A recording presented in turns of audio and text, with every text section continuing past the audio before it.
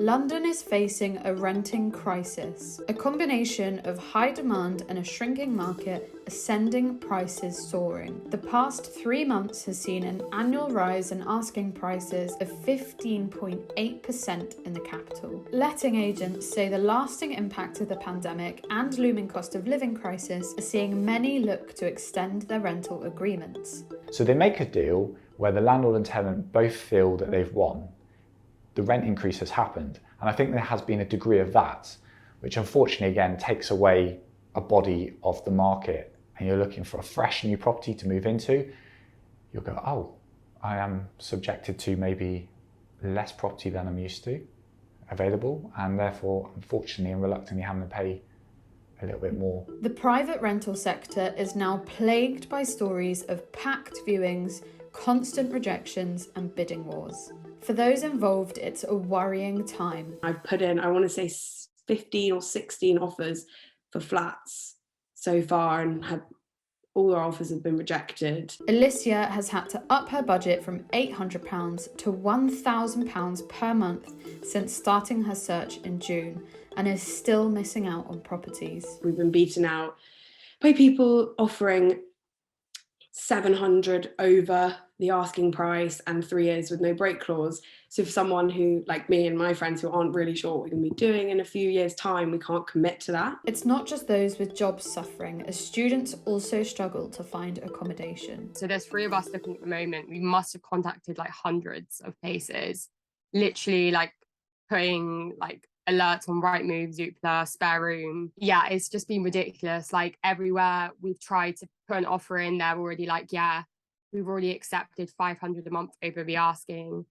The Mayor of London is calling for reform of the private rental sector in the capital, and many in City Hall have lobbied government for legislation such as a renters reform bill to end Section 21 evictions. So I think the sad fact is, whilst we have Section 21, renters' protections are quite limited. At the moment, if you have a 1-year tenancy, after 6 months, your landlord can say with no reason whatsoever that you have to leave.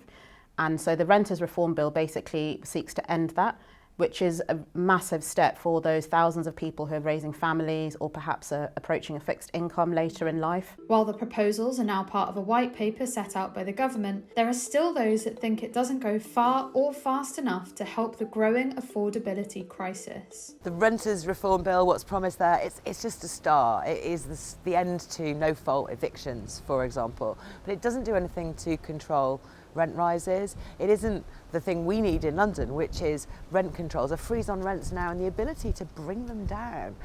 Sadiq Khan's proposed having a London Rent Commission after he gains the powers to do rent controls. I think it's the wrong way around. We need that commission in place, doing the calculations, working out what the policies ought to be, because then we can fight for those specific policies ourselves. It doesn't do to just wait for government to hand us things. City Hall doesn't currently have the ability to introduce rent controls, and these powers would need to be devolved from government. I know that the Mayor of London has been calling on the government to provide that, to devolve those powers, so that we can look at the specifics of the housing market here in London and look at what is affordable.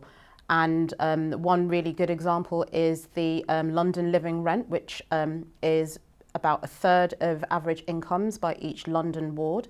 And I think for me that's a really good starting point. While the London Assembly waits on the government to act and the government is grappling with the cost of living crisis, young professionals in London are urging for resolution to this growing problem. I'm going to have to move home with my parents. I offered like £50 over the asking price last year, and we beat like the tenants that we were up against, and it was so quick and it was so easy.